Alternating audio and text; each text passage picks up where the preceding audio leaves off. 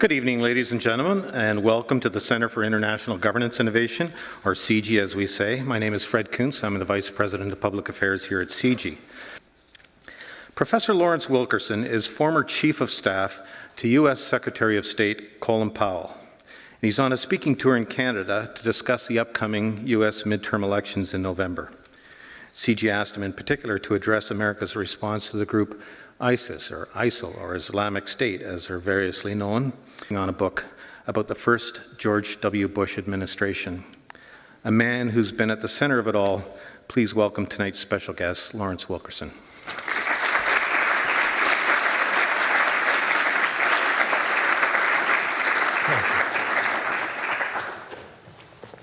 Thank you for that very kind introduction, and also thank you for being here tonight. This is not opinion of the government, this is my opinion. It's an opinion that comes from 31 years in service in the United States Army. It's an opinion that comes from time as an erstwhile diplomat and roughly 40 years of service to my country. I love my country. I am a diehard patriot for my country, but it's not my belief that my country right or wrong. My belief is that my country is right when it's right, and when it's wrong, I will do everything to change it. So what do I mean? Let's first say, why do I call the United States of America an empire? People contest that. My students contest that. Are we imperial? Are we imperial in a new fashion? My students will usually come back and say, yes, we agree with you, Professor, but only in a sense of commercial enterprise. Many have said the most important phrase in our Constitution is nothing in the Bill of Rights. It's nothing that is often quoted. It's the Commerce Clause. We are a trading nation par excellence. We are the world's greatest trading nation. Indeed, post-World War II, our GDP was half the world's. We made 50,000 airplanes in a single year. We turned everything in America into war production. We didn't win the war by fighting astutely and competently on the plains of Europe and France or anywhere else. We won it by funding and logistically supplying the Soviets, who beat the Wehrmacht from Stalingrad to Berlin, and by funding and logistically supplying everyone else. Arguably, we did do some real fighting in the Pacific War. We did win that war, if you will, in this conventional sense. We were the arsenal for democracy because we were the most productive nation in the history of the world. There's little argument with that amongst experts who look at it and study it. We still are a great producing nation, just as is Canada, just as is Germany, Japan, and China, and so forth. But things have changed somewhat. But my students will agree that we are an imperial state in the sense of commercialism. And they will say, there's a McDonald's in every town. Or there's some other American instrument, U.S. instrument, in every town virtually. But I say, look at the signs that would reflect Rome, Britain, or any other past empire when empire and imperialism was in vogue, or the art of the day. Look at where we have our star troopers. Look at where we have our soldiers. We are everywhere. It depends on what day you look, but anywhere from 50 to 90 nations feature the presence of our soldiers, sailors, airmen, and Marines, and in some cases increasingly, largely because of piracy and so forth, our Coast Guard. If you look closely, you'll see we have been in Germany and in Japan, and Okinawa in particular, and in Korea for a half century, and have no design or purpose to leave, even now. Diminish our presence, perhaps, but not leave. And of course, Vladimir Putin has given us every reason to perhaps increase our presence. We are imperial. We are imperial, and we are in decline. Part of this is because of our own complicity in bringing about that decline, bad decisions, bad foreign policy, strategically inept maneuvers in the world. And part of it, and we can argue, my students and I do, over what portion each shares, but part of it is the rise of others' power. Something that we strategically and otherwise planned for and helped post-World War II. We essentially told the Japanese, for example, you develop an export economy, we'll buy your products and we'll raise you out of the ashes which we created. And believe me, my Japanese colleagues who look back on Hiroshima and Nagasaki understand the nature of those ashes. That memory's dying, and that in itself is a political change element in the world, just as it's dying in Europe. Powell looked at me one day, Colin Powell looked at me and he said, you know, Larry, very soon we will not have a Mitterrand, a John Major, a Maggie Thatcher, a Helmut Kohl, or anybody who remembers the war. And that is going to change the complexion of Europe and the relationship with the United States. And he was absolutely right. That's empire. That's imperial state. And our presidents, since the end of the Cold War, have found it a whole lot easier to make what I call fateful decisions. And my students and I define fateful decisions as those decisions a president makes to send young men and young women to die for state purposes, or, and we forget this often, especially in my country, to kill other people for state purposes, or to risk your life in the process. And we look at it from two perspectives. We look at it from the perspective of war, what we used to call war. We call it conflict, hostilities, or some other euphemism today. Or covert operations, which are cheaper, but nonetheless for the people executing them just as much in harm's way. Ronald Reagan, for example, in 8 years of the presidency, conducted 58 covert operations, some of which we don't even know the details of today. By the time the American people have the details from the moratorium on classification being lifted, they won't care. It was 25 years before we knew of the complicity of the United States in the overthrow of the first democratically elected Prime Minister of Iran, Mohammad Mossadegh.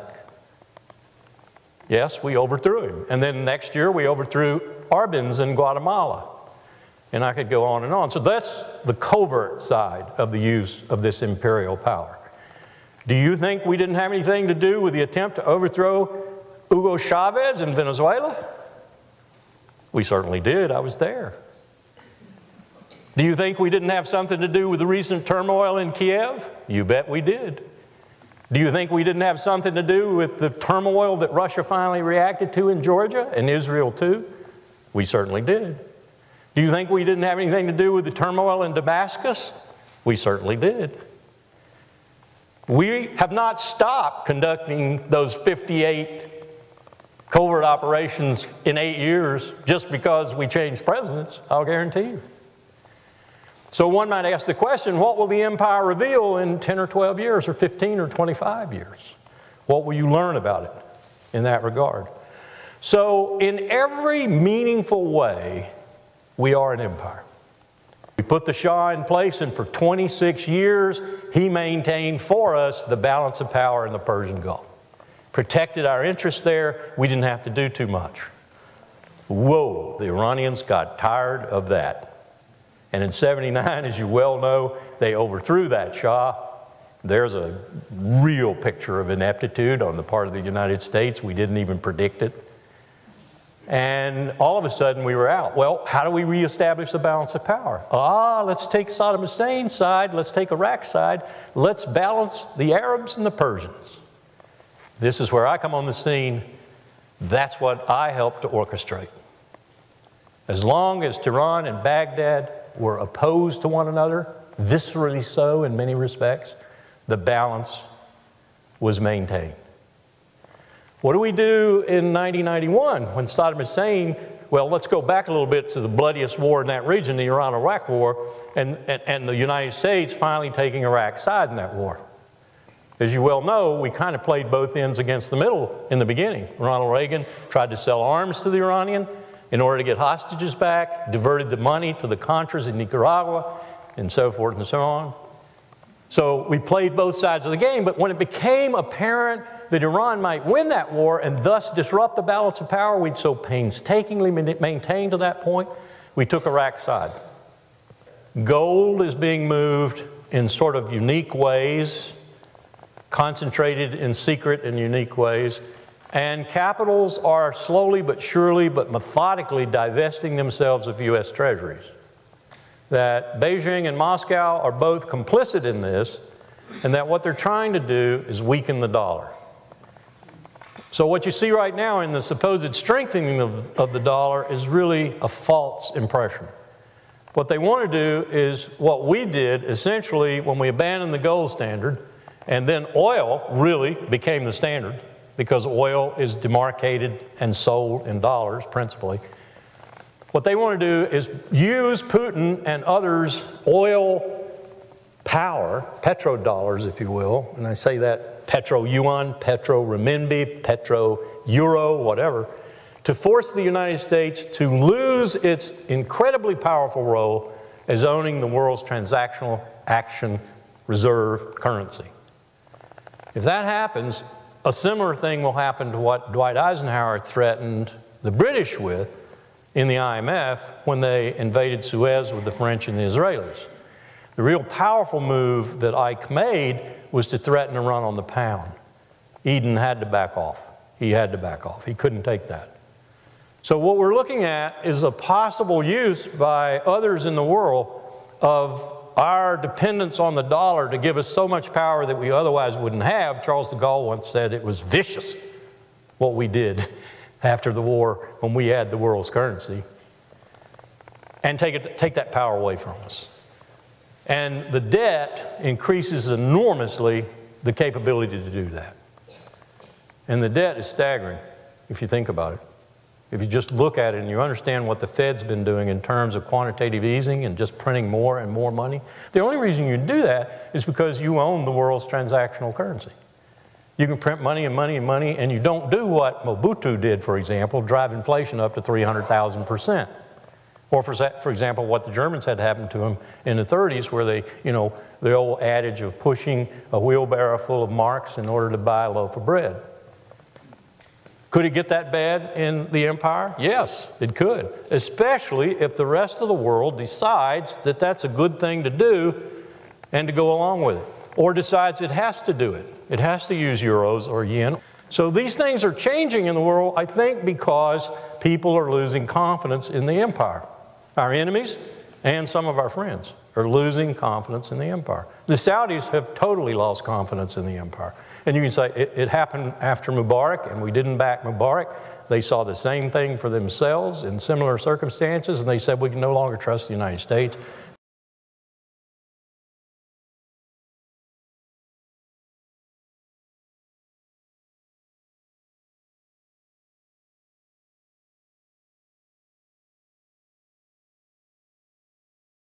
Das ist alles, das ist ein Imperium. Und natürlich gab es das britische Imperium, da gab es die Aussage, im britischen Imperium geht die Sonne nie unter. Da haben wir gesagt, da ist Australien, da ist Indien gehört zu Großbritannien, da USA gehören zum Teil dazu. Und das Denken in imperialen Größen, das ist uns Historikern ganz vertraut. Was mich sehr irritiert, ist, dass immer wenn ich den Begriff Imperium USA benutze, in Vorträgen, in Interviews, dass dann die Leute etwas irritiert sind und so sagen, was sagen Sie jetzt da? Aber das ist nur eine Faktenanalyse, denn die USA können Sie so analysieren, Sie sagen, die haben die wichtigste Währung. Ja? Der Dollar ist die Weltreservewährung. Das ist ein Merkmal von einem Imperium. Natürlich ist es auch so, dass das Imperium die eigene Währung immer kaputt macht. Ja? Das sehen Sie sofort. Früher kostete die Unze Gold $35 und heute kostet die gleiche Unze Gold dann $1000. Und die Studenten fragen manchmal, was ist denn mit der Unze los? Sage ich immer, ist die gleiche Unze. Ja? Nur der Dollar hat ein bisschen an Schwung verloren. Jetzt, das Zweite ist, Sie haben nicht nur die Weltreservewährung, Sie haben auch das größte BIP. Das BIP ist das Bruttoinlandprodukt und das können Sie messen. Und das sind in den USA 14.500 Milliarden. Okay? Zudem hat das Imperium die stärkste Luftwaffe. Das ist typisch. Ja. Früher hatte das Imperium, das britische Imperium, hat die beste Marine. Heute hat das Imperium die stärkste Luftwaffe. Hier, das ist der F-22 Raptor, der im September 2014 gerade Syrien bombardiert.